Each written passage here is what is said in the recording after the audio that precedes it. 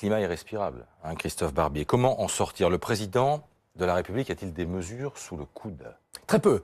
Très peu de mesures sont possibles. La seule mesure vraiment efficace serait d'empêcher les gens de venir à Paris. C'est-à-dire au point de départ, là où il y aura des bus, il y aura des trains, eh bien, d'essayer d'arrêter les gens. De fouiller les sacs, de regarder qui monte à Paris avec un masque, avec éventuellement des boulons dans un sac. Enfin bref, prendre des mesures préventives. Une fois que la foule sera rassemblée à Paris, on ne voit pas trop comment les violences pourront être évitées. Et disons-le, tous ceux qui disent « oui, il faut manifester à Paris » sont des gens qui disent « oui, il y aura des violences » parce qu'il n'y aura pas de manifestation à Paris sans violence. Et ces manifestations peuvent prendre deux formes, soit cette forme insurrectionnelle, putschiste, que décrit Éric Drouet, qui est devenu un peu le mentor de ce mouvement et qui incarne la prise de pouvoir par les durs dans le mouvement des Gilets jaunes sur les modérés. C'est-à-dire on essaye de prendre l'Élysée, à la fois illusoire, parce qu'il y aura évidemment beaucoup de forces de l'ordre, et néanmoins un appel clair à être dans une logique de violence. Soit, et c'est ce que redoutent le plus les policiers, des groupes disséminés à travers la capitale par quelques dizaines ici, quelques dizaines là, qui obligeront les forces de l'ordre à cavaler un peu dans tous les coins, les forces de l'ordre arrivant toujours un peu trop tard, là où il y aura eu des violences. De ce côté-là, on sent bien que l'Élysée est en mode panique